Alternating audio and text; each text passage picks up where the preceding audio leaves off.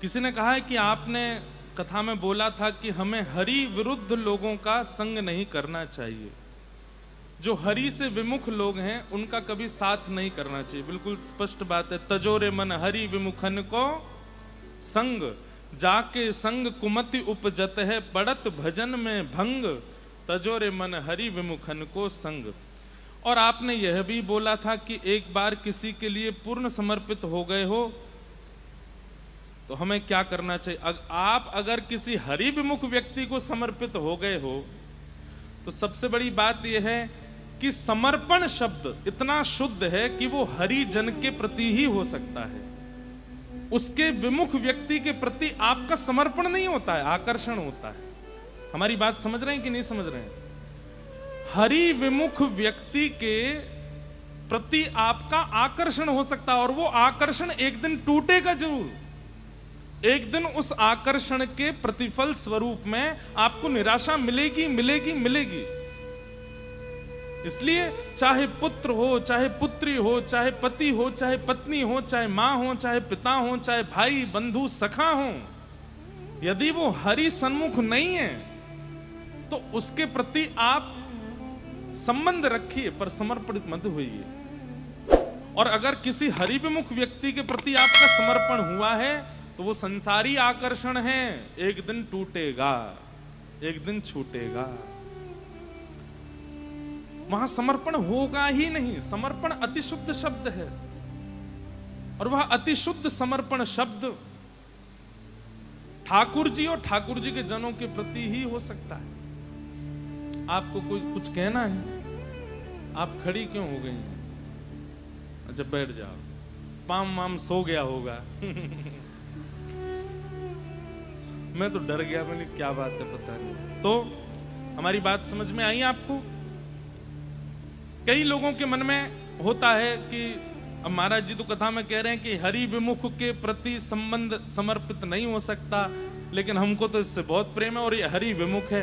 प्रेम नहीं है, वो आकर्षण है और दूसरी भाषा में कह दें तो मोह है। और ये मोह हो, आकर्षण हो, ये बहुत लंबे समय तक रहता नहीं है। और कहीं मोह आकर्षण में प्राण छूट गए तो फिर अगला जन्म भी बर्बाद हो जाता है। इसलिए उसको समर्पित शब्द से, समर्पण शब्द का अपमान मत कीजिए। हरि विमुख व्यक्ति चाहे संसार में जो हो, उसके प्रति समर्पण कभी नहीं होता। समर्पण किसको कहते हैं?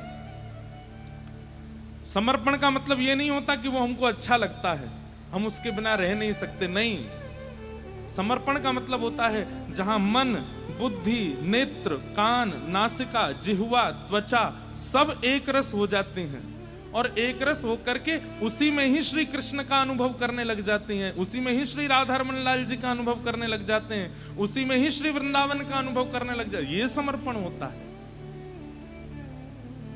बाकी जो है हरि विमुख के प्रति जो आपका थोड़ा भी लगाव है वो आकर्षण हो सकता है, वो मोह हो सकता है, समर्पण नहीं।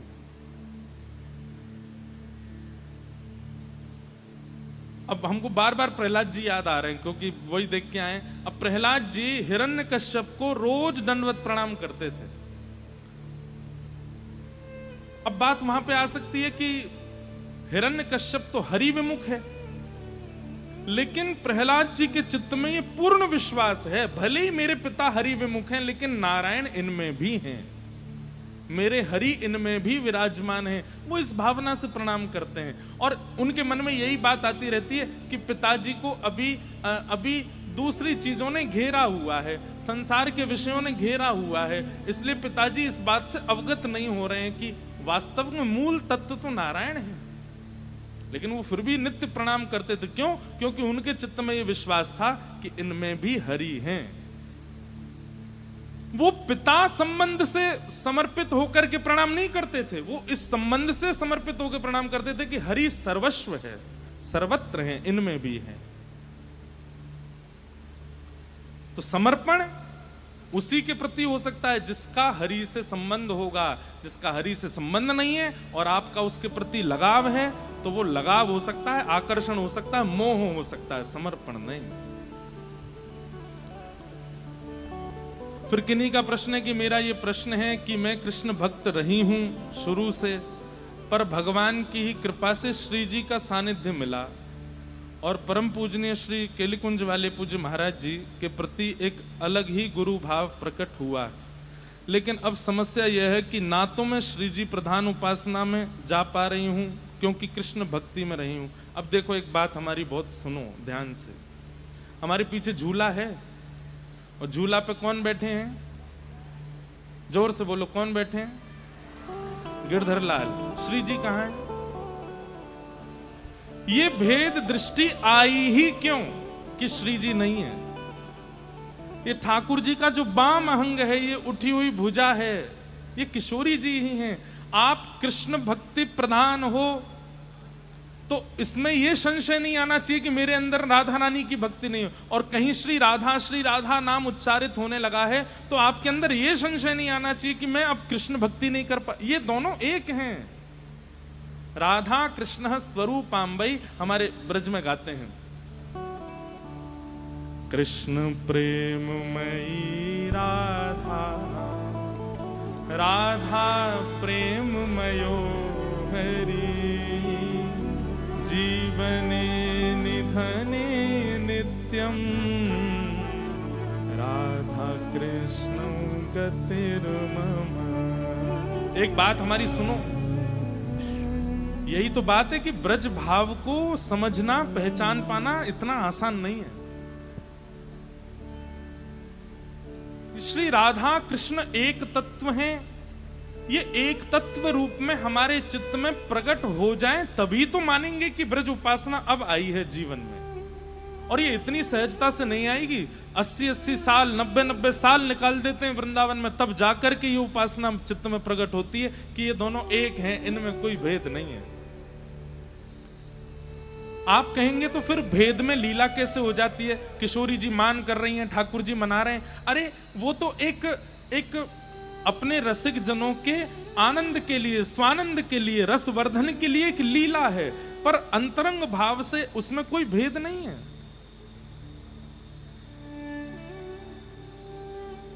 ये दोनों एक ही हैं। आप यदि श्री राधा श्री राधा श्री राधा नाम जपते हैं तो आप नहीं जप रहे हैं, आपके चित्त में विराजमान श्री कृष्ण ही उसका उच्चारण कर रहे हैं।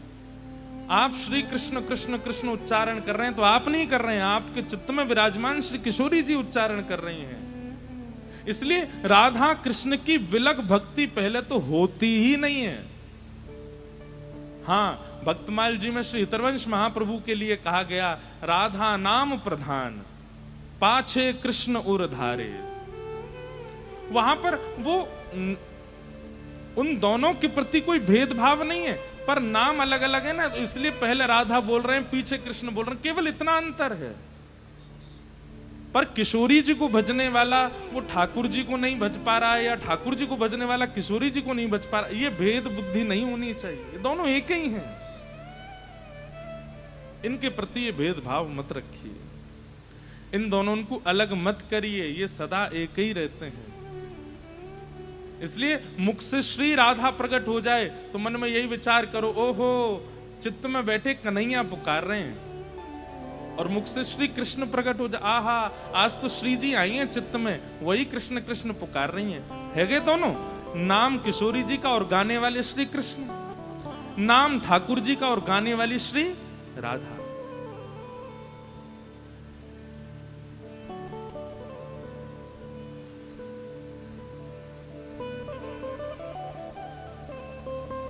एक पद है ना, उसमें गाते हैं,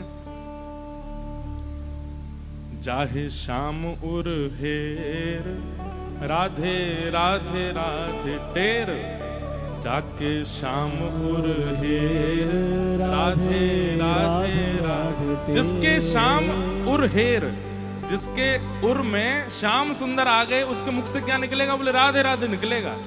जाके शाम उर हेर, राधे राधे राधे टेर, बांसुरी में बेर बेर करे नाम से रमण, हे मन भूल मत जइयो राधा रानी के चरण, मन भूल मत जइयो राधा रानी के चरण, मन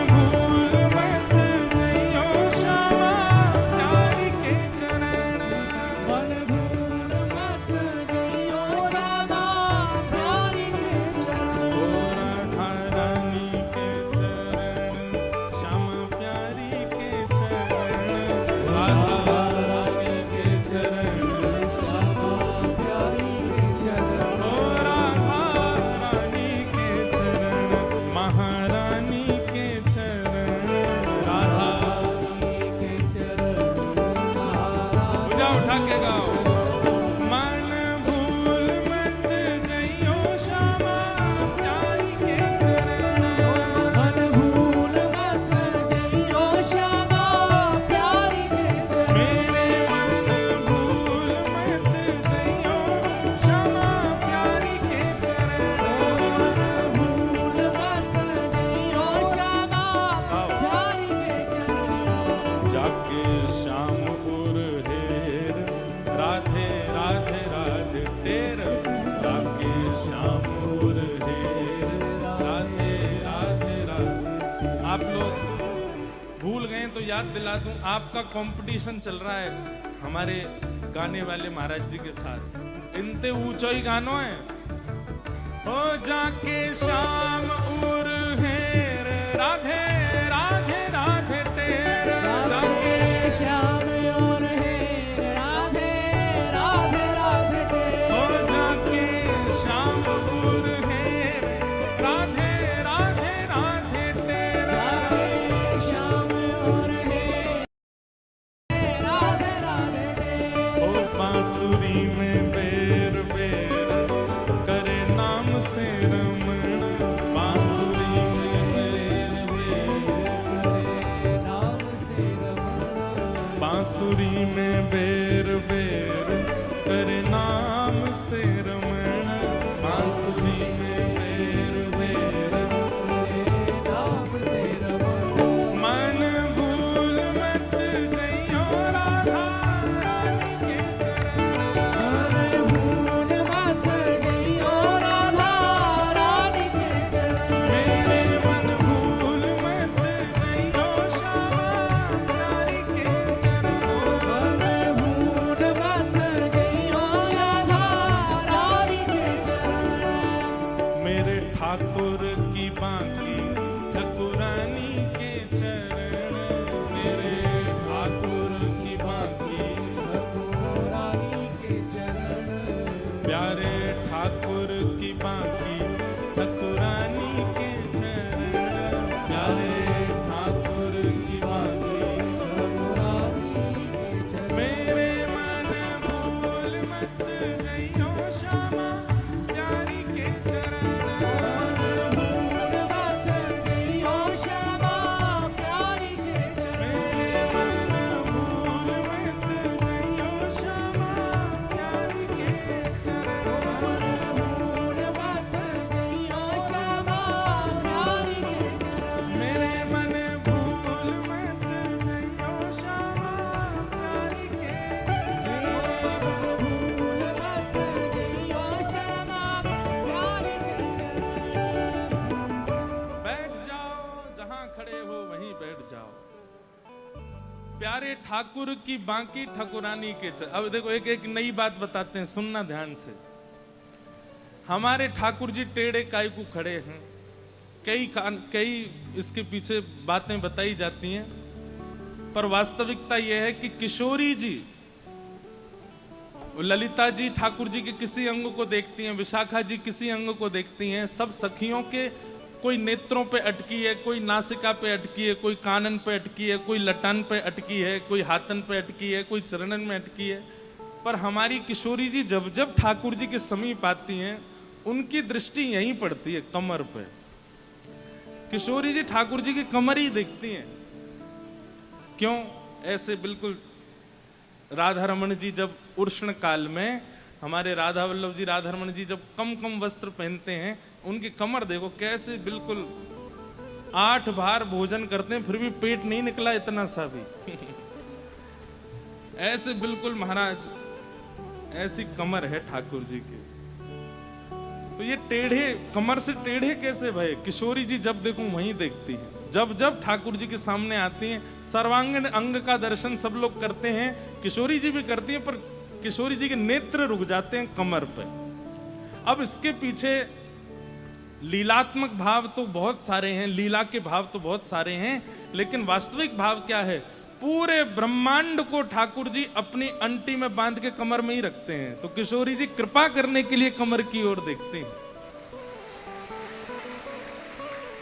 पूरे ब्रह्मांड को ठाकुर जी ऐसे अंटी में बांध के फिर कमर पे बांध लेते हैं। तो किशोरी जी वहीं देखती रहती हैं, कौन पे कृपा करनी है, कौन पे अनुग्रह करना है, कौन पे न्याय करना है, कौन पे अन्याय न कर रखो, आदि आदि जो भी भाव। हमारे ब्रज में एक रास का पद गाते हैं, रास में चल श्यामा प्यारी, बाट सब देखें ब्रज नारी। रास में चल श्यामा प्यारी, बाट सब देखें ब्रज नारी। दिल्ली वाले हमारे कछु रसिक ज्यादा हैं, हमारे यहाँ रस पक्ष जल्दी प्रकट हो जाता है। अभिमान मत कर लियो या बात को, क्या अभिमान है जा, देखो हम तो बड़े रसिक हैं। तो रास में चल श्यामा प्यारी, बाट सब देखें ब्रज नारी। रास में चल श्यामा प्यारी, बाट सब देखें ब्रज नारी। तो पूरा पद नहीं गाएंगे, वो जिस दिन रास होगा ना कथा में उस दिन गाएंगे, लेकिन इसमें एक बीच में एक पंक्ति आती है, इतनी टेढ़ी मेढ़ी बात कर रहे ठाकुर जी, इतनी चिकनी चुपड़ी बात कर रहे, तो किशोरी जी बोली,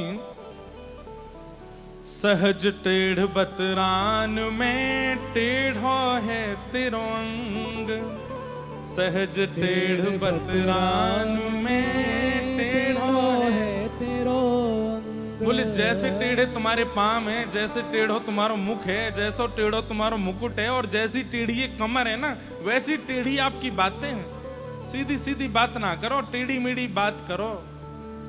सहज टेढ़ बतरान में टेढ़ो है तेरो अंग। तो ठाकुर जी बोले, हे श्यामाजू, रचनाकार अपनी ही रचना की बुराई कर रहा है। क्या कह रहे हैं ठाकुर जी? रचनाकार अपनी ही रचना की बुराई कर रहा है। किशोरी जी बोली मतलब? बोले आपने ही तो रचना करी है हमारी टेढ़ी मेढ़ी। बोले हमने कैसे करी? बोले तेरे कुटिल कटाक्ष ने मेरो तन कर दियो त्रिभंग। हे श्यामाजू, ये जो टेढ़ी टेढ़ी आप मेरी ऊपर कटाक्ष डारो, वही थे तो मेरो अंग टेढ़ो भयो है। मतलब किशोरी जी ऐसे देखती हैं ठाकुर जी को, कमर की ओर अपलक नेत्रों से देखती हैं, सोई ठाकुर जी ऐसे है जाए। बोले मुझको शर्म आ, मेरी कमर है, शर्म आ रही है। तो किशोरी जी चरणन की ओर देखें तो ठाकुर जी चरणन, बोले मेरे चरणन ने शर्म आ रही है। ठाकुर जी की मुख की ओर देखें तो ठाकुर जी अब मेरे मुख को भी शर्म आ रही है। किशोरी जी के मुकुट ही देख लूं तो मुकुट भी टेढ़ा है। ऐसे ठाकुर जी बांके बिहारी है, संपूर्ण टेढ़े है। बड़े बड़े भाव हैं भैया हमारे ब्रज के। तेरे कुटिल कटाक्ष ने मेरो तन कर दियो त्रिभंग, बंक मुरली की बलिहारी, चलो पिया नटवर गिरधारी। बंक मुरली की बलिहारी, चलो पिया नटवर। इसलिए जिनका भी ये पत्र है, आपसे हमारी प्रार्थना है, कम से कम भैया लोग नारायण शिव में भेद मानने लग गए, लोग राम कृष्ण में भेद मानने लग गए, आप किशोरी जी और ठाकुर जी में ही भेद मानने हो, ये गलत है। उनके आपके मुख से राधा राम निकल रहा है तो ये चित्त में बैठे कृष्ण ही पुकार रहे हैं। आपके मुख से कृष्ण नाम निकल रहा है तो चित्त में बैठी किशोरी जी आपकी सामर्थ्य कहाँ है बोलने की। इसलिए इन दोनों युगल में ये भेद मत रखो। किसी ने कहा क्या संत कृपा और गुरु कृपा दोनों भगवत दर्शन के लिए जरूरी हैं? ये जरूरी शब्द हटा दीजिए, अब बोलिए संत कृपा और गुरु कृपा भगवत दर्शन के लिए हैं। जरूरी, ये आपने प्रश्न क्यों किया कि जरूरी हैं? जब तक संत, कल ही हमने कथा में कहा था, चाहे जितने साधन कर लीजिए, चाहे जितने जप तप नियम कर लीजिए, लेकिन यदि गुरु प्रसन्न नहीं है, कोई वैष्णव प्रसन्न नहीं है, कोई रसिक आपके भाव से प्रसन्न नहीं है, तो ठाकुर जी मिलेंगे नहीं, भगवत दर्शन होगा नहीं। कहां तक कहें, श्री भक्तमाल जी में नाभाजी बार बार एक ही बात कहते हैं, क्या भूल करके भी किसी भक्त का, किसी रसिक का, किसी वैष्णव का अपराध मत करना। क्यों? चाहे आप जितने पवित्र हो, चाहे आपका साधन जितना अच्छा हो, चाहे ठाकुर जी आपसे जितनी रीझें हों, लेकिन किसी संत भक्त वैष्णव का यदि आपने अपराध कर दिया तो मिलके ठाकुर जी बिछुड़ जाएंगे। कितनी बार ऐसा मैं कथा में कहता हूं कि कई लोगों की भक्ति में फ्लक्चुएशन आता है। कैसा फ्लक्चुएशन आता है? आज भक्ति बढ़ी, फिर घट गई। सामने जितने भी लोग बैठे हैं उनसे हमारी प्रार्थना बिल्कुल ना तो बोले ना चले फिर बैठे रहें।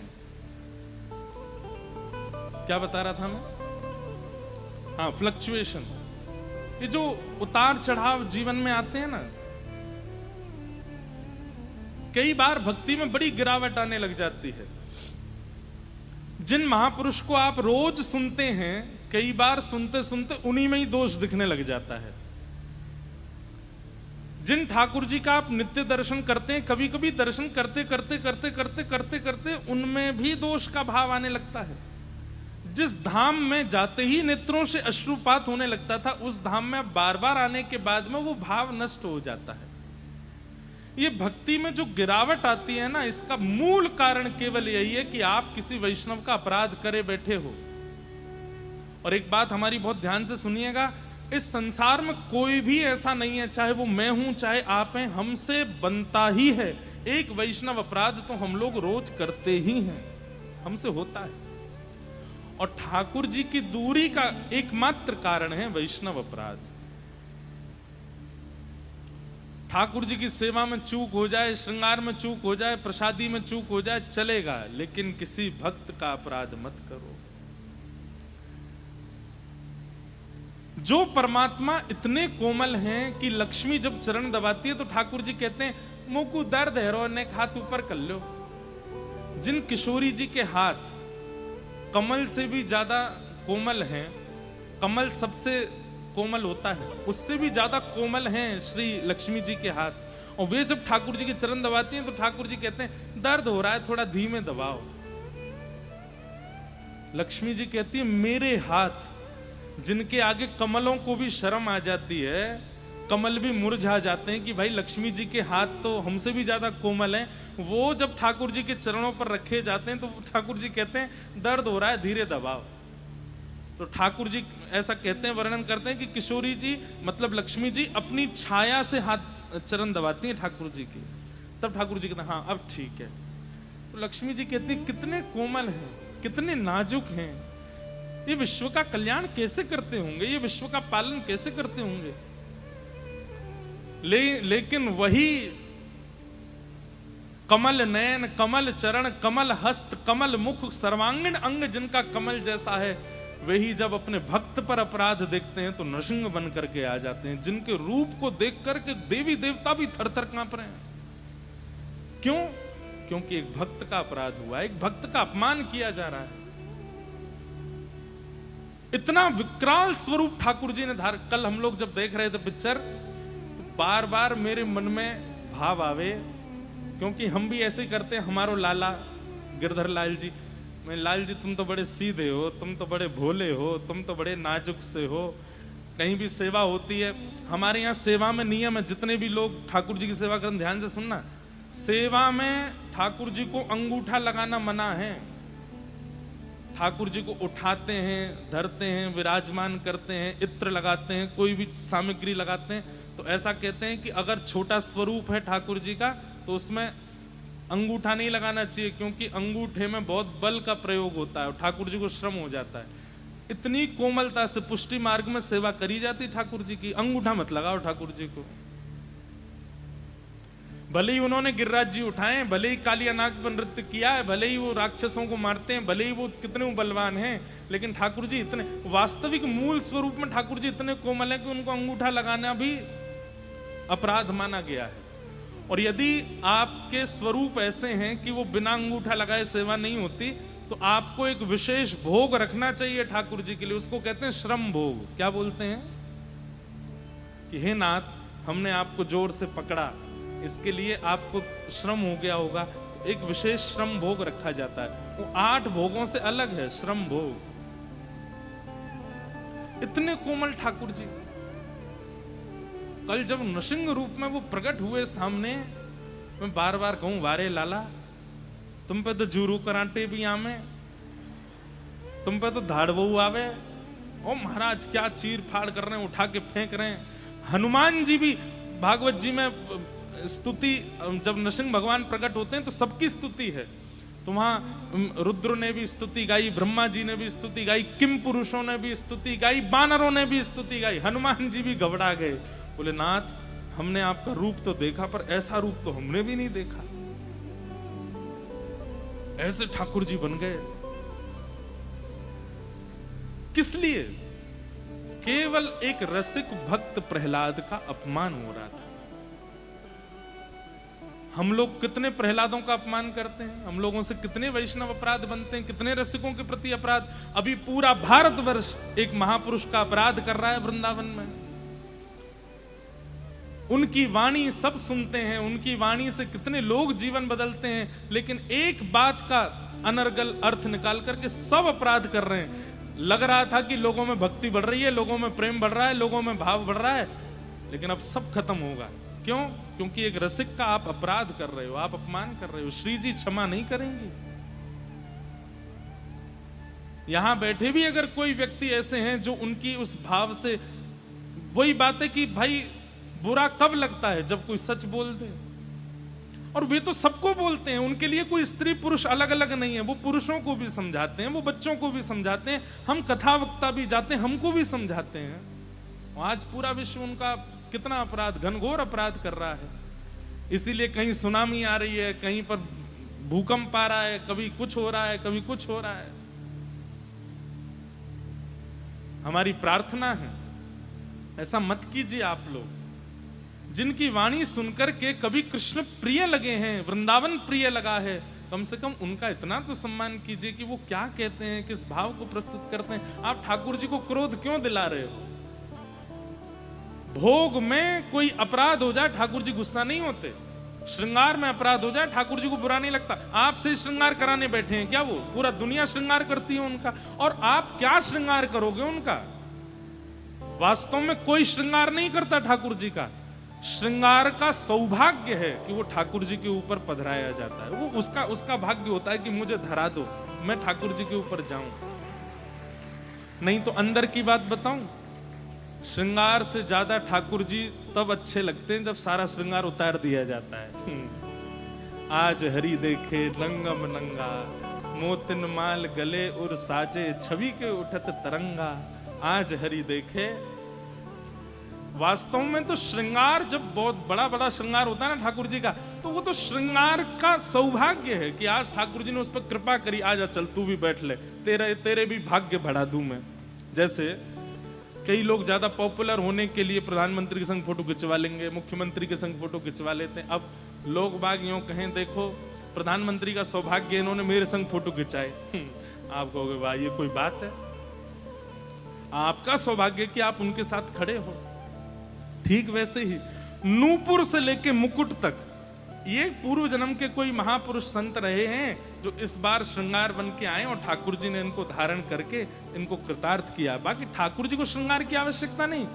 रोटी सब्जी दाल चावल जो आप बना करके 56 भोग पधराते हो, उससे ठाकुर जी का पेट नहीं भरता, बल्कि वो अन्न सामग्री कोई पूर्व जन्म के ऋषि हैं जो तप करके इस बार अन्न बने हैं और पक करके ठाकुर जी की थाली में पहुंचे हैं। ठाकुर जी हमको स्वीकार कर लें। ठाकुर जी को आवश्यकता, इनसे ठाकुर जी को बुरा नहीं लगता है कि आपने भोग अच्छे से नहीं लगाया, श्रृंगार अच्छे से नहीं किया, आरती नहीं करी, दीपक नहीं जलाया। इन सब से कभी ठाकुर जी नाराज नहीं होते। ठाकुर जी को दुखी करने का एक ही कारण है और वो है भक्त अपराध, वैष्णव अपराध। और भक्त अपराध वैष्णव अपराध से बचने का एक ही उपाय है।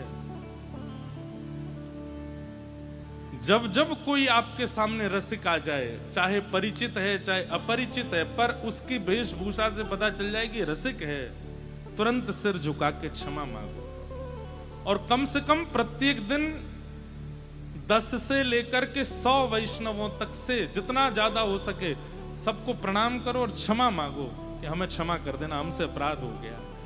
आप कहोगे, पूछेंगे कब हुआ अपराध? बोले हुआ तो कुछ नहीं है, लेकिन महाराज जी बोल गए इसलिए मांग रहे हैं हम। ऐसा मत करना। अपराध सबसे होता है, इसलिए सबसे क्षमा मांगो, हमें क्षमा कर दीजिए, हमें क्षमा कर दीजिए। जितने रसिकों से, वैष्णवों से आप क्षमा याचना कर लेंगे, उतनी जल्दी अपराध मुक्त होंगे, ठाकुर जी उतने प्रसन्न रहेंगे। बस उनके रसिकन को खुश रखो। तो आप जो ये कह रहे हैं कि क्या संत और गुरु कृपा भगवत दर्शन के लिए जरूरी है, ये प्रश्न नहीं है, ये उत्तर है। संत दर्शन, गुरु दर्शन से ही भगवत दर्शन होगा, नहीं तो भगवत दर्शन नहीं होगा कभी भी। इसलिए इस बात को ध्यान लीजिए। आपने एक बार कथा में कहा था कि आप भक्ति पथ पर चलोगे तो संसार छूटेगा। तो क्या कथा श्रवण से और भक्ति पथ की आदि आदि भावों में जीवन में आने से संसार में टूटे हुए रिश्तों में मधुरता आएगी, ऐसा सोचना गलत है?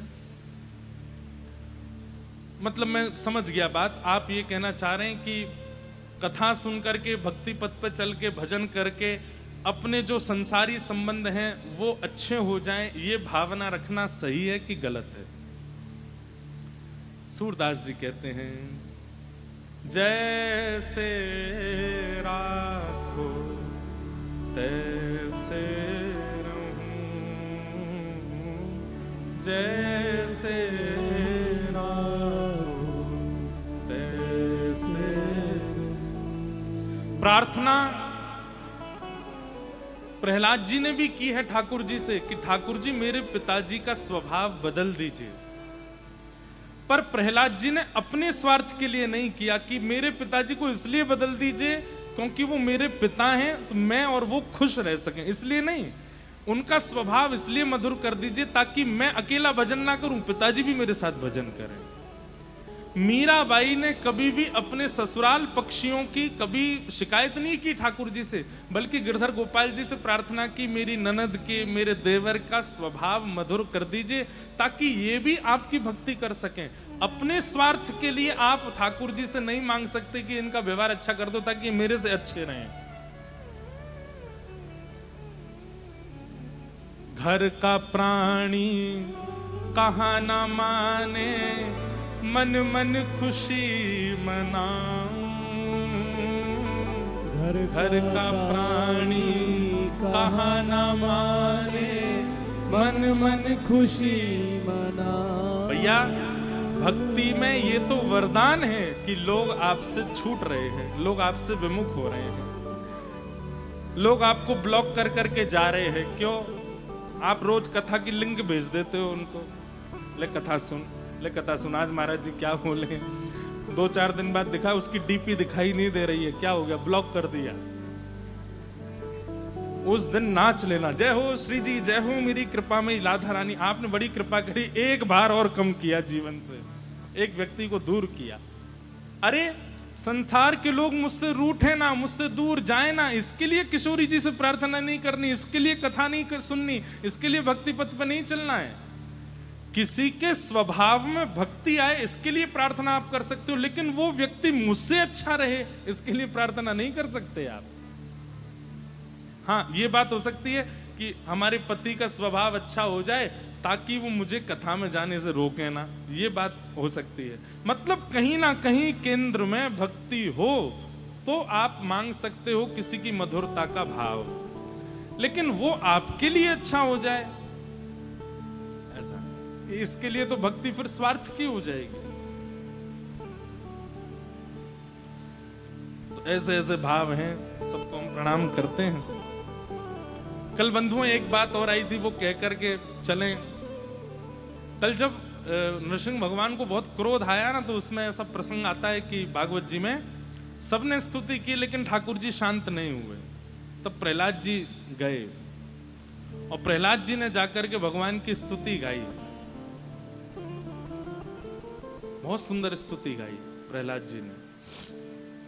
अब क्योंकि पिक्चर में 1-2 जगह तो श्लोक प्रयोग किए, पर प्रहलाद जी की स्तुति का जो श्लोक है ना, इतना सुंदर है। कई बार मैं जब बोलता हूं वो श्लोक तो नेत्र सजल हो जाते हैं।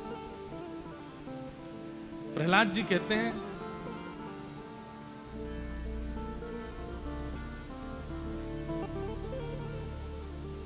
ब्रह्मादयो सुरगुण मुनयोथ सिद्धा सत्वैकतान मतयो वचसाम प्रवाहे नाराधितुम पुरगुणै रधुनापि पिप्रू किम तोष्टुमर्हति समी हरेरुग्र जाते।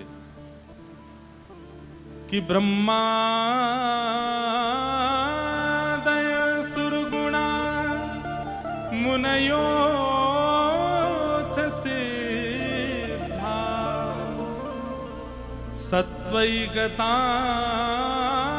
मतयो वचसाम प्रवाहे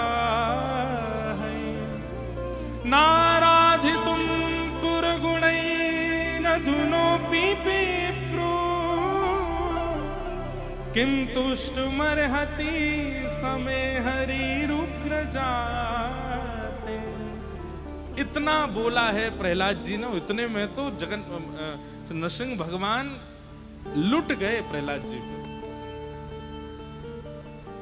वो प्रहलाद जी क्या कहते हैं वो जब प्रहलाद चरित्र आएगा तब मैं उसका विस्तार ज्यादा करूंगा। लेकिन कल मेरे मन में एक बात आ रही थी वहां बैठे बैठे, और मैंने वहां जब पिक्चर पूरी हुई तो मैंने बोला भी वो बात। मैंने कहा कि भैया आज मन में आ रहा था कि सब डर डर के भाग गए, कोई भी नरसिंह भगवान का क्रोध शांत नहीं कर पाया। तब प्रहलाद जी ने आकर के स्तुति गाई और नरसिंह भगवान का क्रोध शांत हुआ।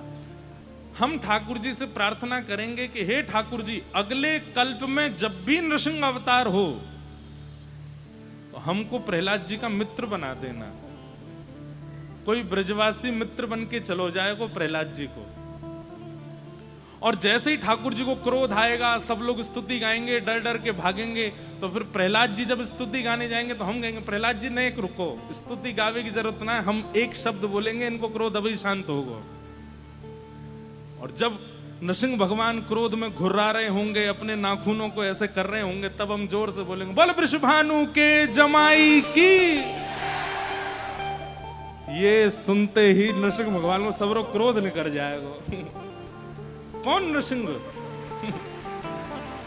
नरसिंह भगवान तुरंत जो नरसिंह बने बैठे रहते हैं वो तुरंत अपना रूप बदल के तुरंत श्याम सुंदर बन जाएंगे। अरे श्यामाजू आई हैं क्या यहाँ पे?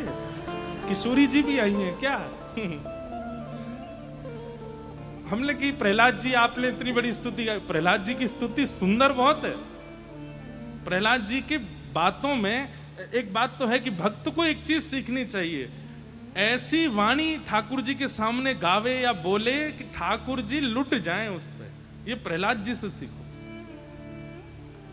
प्रहलाद जी ऐसे शब्दों का प्रयोग करते हैं स्तुति में कि ठाकुर जी बोले कि मैं तो पे क्या वार दूं प्रहलाद, तू बता मुझे।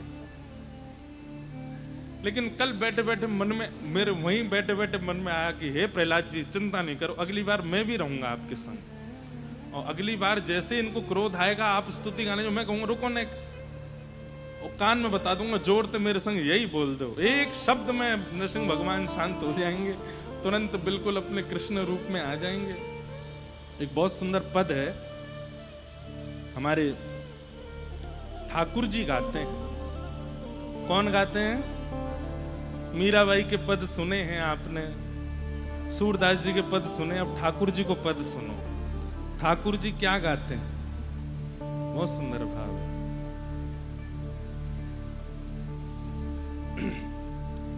हो प्यारी नित, आवाज आ रही है हमारी? गाइएगा साथ में। प्यारी नित ऐसे ही तुम्हें निहार, प्यारी नित ऐसे निहार, प्यारी नित ऐसे ही तुम्हें निहार, प्यारी नित ऐसे ही तुम्हें निहार, ऐसे ही तुम्हें निहारूं, ऐसे ही तुम्हें निहारूं, ओ ऐसे ही तुम्हें निहारूं, ऐसे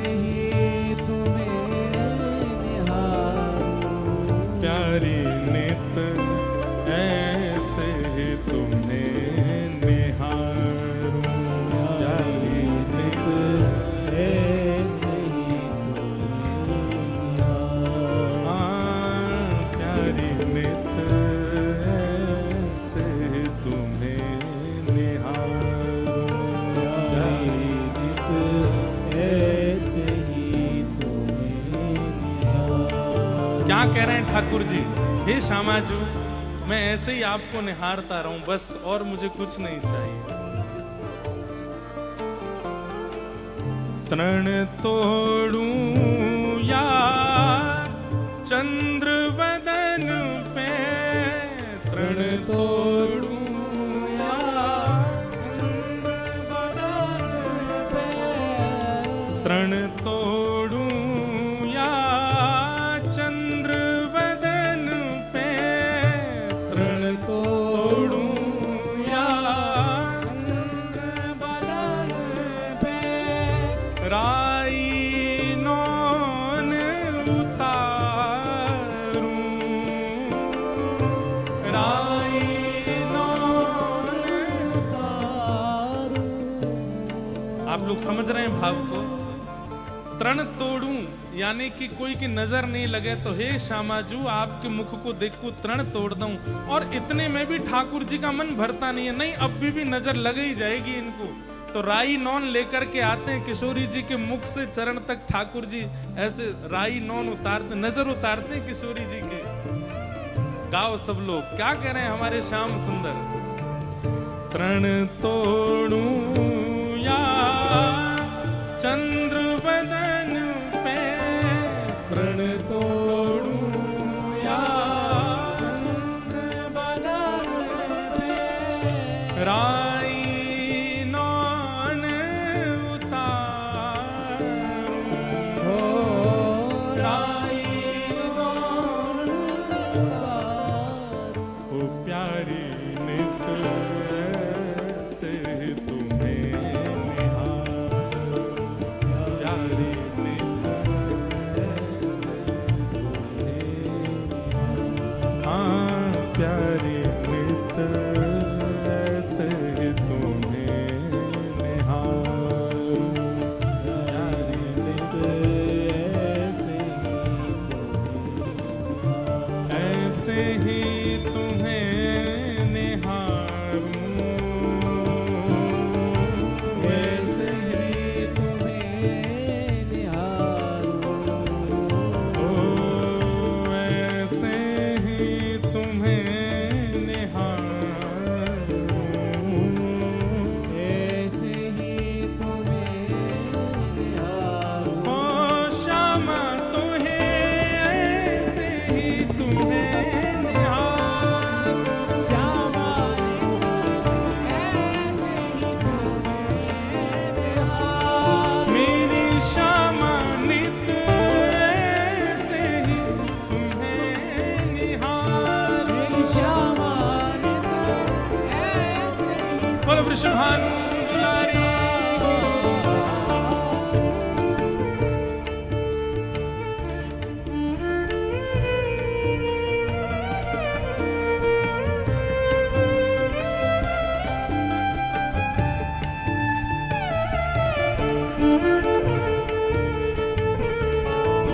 करताल बजा के गाओ।